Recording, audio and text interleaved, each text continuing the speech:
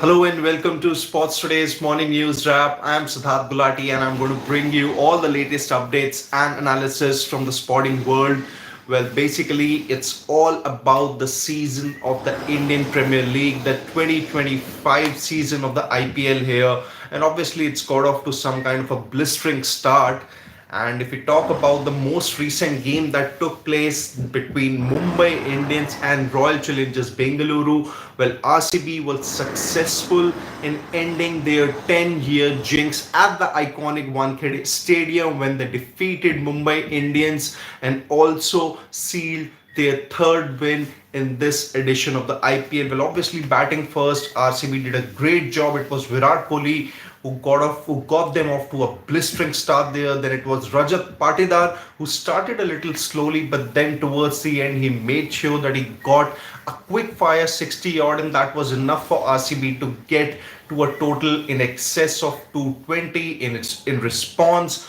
Mumbai Indians were going very well, and at one stage it did look like that they would continue their winning run against RCB at the Wankhede Stadium. But then RCB bowlers held their nerve towards the end and made sure that they were successful in ending their 10-year wait at the Wankhede Stadium. It was Krunal Pandya who delivered the all-important final over, and he made sure that he took those three important wickets and RCB were able to get over the line.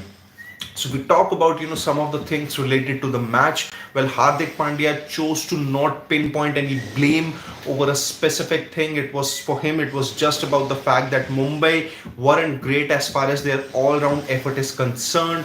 And in case of RCB, it was all praises for Rajat Patidar, from Devdutt Padikkal, from Krunal Pandya for that matter. So that's basically the latest update that we have for you. Well, also Rajat Patidar has suffered a massive blow despite leading RCB to a massive win over Mumbai Indians here. He has been fined INR 12 lakh for maintaining a slow over rate in that game against Mumbai Indians. Priyanshu has a comment. Good morning, Priyanshu. Now captains don't get banned for slow over it. No, this is one rule that has been changed for this season. There is going to be no ban at all. There is obviously going to be some kind of a fine, relating to the match fee or sorts. But then there is going to be no ban this season. Well, there is going to be a ban if these over rates are being repeated, time and again. There are basically those serial over rate offenses, and it's basically going to be because of that there will be some kind of over rate offenses. And at the very same time, if the fourth umpire and the match referee, they decide that these offenses are happening time and again, then they can choose to basically make sure that hand a suspension to a particular captain. So I think there is one more comment. Mohit, Hardik Pandya is the one man army. Well, he has been doing well for Mumbai Indians, but then he also needs some kind of a support. Nikita, good morning. We'll get to that particular thing. But in case of Hardik Pandya, Mohit, obviously, yeah, he has been doing well, but he obviously needs a lot of support. Moving on, there's going to be a double header on Tuesday. It's going to be KKR versus the Lucknow Super Giants. And on the other hand, it's going to be the five-time champions Chennai Super Kings taking on Punjab Kings there. Where KKR have gotten their campaign back on track. In case of LSD, they also need a couple of good wins under their belt to make sure that they are consistent. So both the teams would be vying for more consistency. And on the other hand, in case of CSK and Punjab Kings, well, CSK would be desperate to return to winning ways. On the other hand, if we talk about Punjab Kings, they've gotten off to a great start. Did not really do well in their last game against Punjab Kings, which was against Rajasthan Royals, which was obviously their first home game of the season. But then Punjab Kings, they've done well so far, and they would want to make sure that the game against Rajasthan Royals was just an aberration. So that's about it as far as the IPL action is concerned. Some more international cricket news here, that Gary Stead has decided to walk away as the from the white ball formats as far as the head coaching of New Zealand cricket is concerned. Well, under Gary Stead, New Zealand did have a good run in the white ball formats: 2019 World Cup final, 2023 semi-final. Then obviously New Zealand also reached the finals of the 2021 T20 World Cup. So overall, New Zealand have done actually very well. It's just that Stead has now decided to walk away. He's yet to decide on his future as the red ball coach, and he'll take a call in the next few months.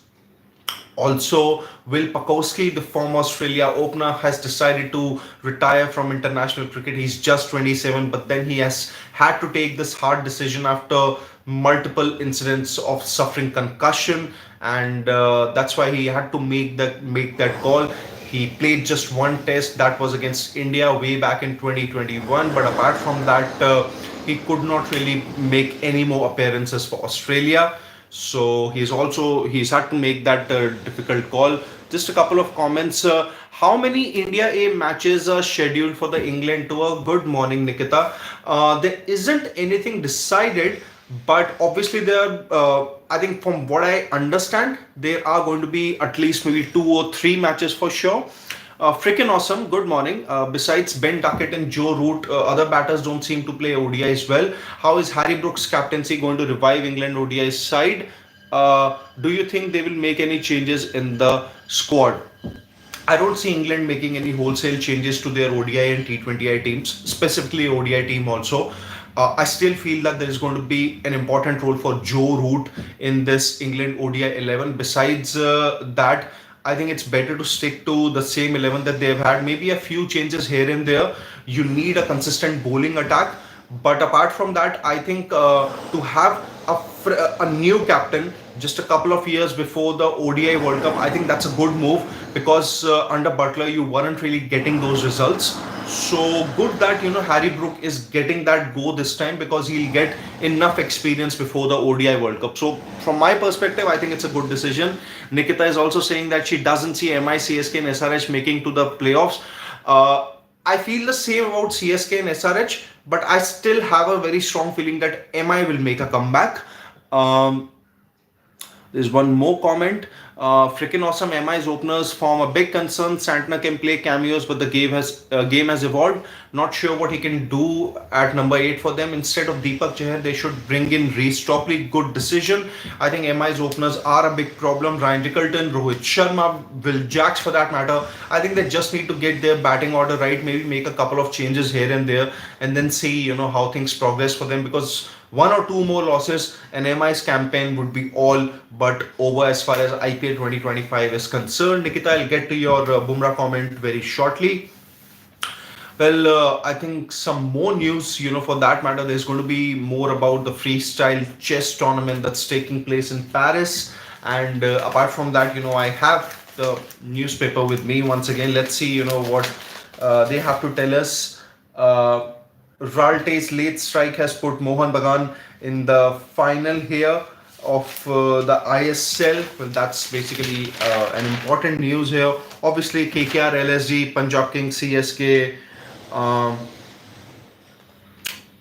there is about Harry Brook has been named. AIFF task force, they are going to be there for the MRA negotiations. Klassen has missed out on CSA's contract.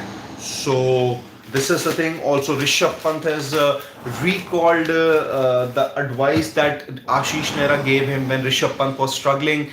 Pant said that when he had a chat with Ashish Nehra, the current GT head coach actually advised him to focus on the things that make him happy, whether it's eating something that makes him happy or doing something, and that's how Pant evolved, not just as a person but as a cricketer too. So that's about it, and let's just take a couple of comments here. Nikita is saying, I think Bumrah and Shami should be rested for the last few IPL games if it becomes clear. Great decision. I am completely in favor of it, because the England tour is going to be will hold massive importance for the likes of Bumrah and Shami. You need both fit and firing, and you would obviously be needing all of them. Bumrah, Siraj, and Shami for all the 5 matches. But then I think you'll also have to preserve them. Also have to keep their workload in mind. So overall, a good decision. good thing that you have said, but it remains to be seen whether the franchises will allow that or not. Will LSG, Mohit is saying, will LSG play in their red jersey in Kolkata? I'm not really sure about it. Nikita Mohan is saying that I said it after RCB's batting innings, Semi could chase it down without Surya and Rohit's contributions, and that's exactly what happened. I think it was all down to Tilak Verma and Hardik Pandya, and they did try their very best, but then unfortunately it could not happen. Last comment before we wrap things up. Freaking awesome, but he doubts Shami's fitness. Is he fit enough to play test? Can he bowl long spells? Even I have those doubts because Shami has made a return to the T20 and ODI format and has not really looked that great, but has still looked like decentish. Overall, can he do it in Test cricket? Well, he has just played a couple of red ball games when he made his return from the injury to the Ranji Trophy. So let's see how things go. But then you would need a fully fit Bumrah and obviously Shami for that all important five-test tour of England. So that's about it as far as the morning wrap is concerned. Stay tuned to Sports Today as we'll bring you all the latest updates and analysis from the sporting world. And don't go anywhere because we will be back very shortly for all the live coverage of KKR versus LSG, PBKS versus CSK. We'll be back with the toss, mid innings, post match of both the games here. So stay tuned and you know which is going to be your number one destination for all the sporting coverage across the globe.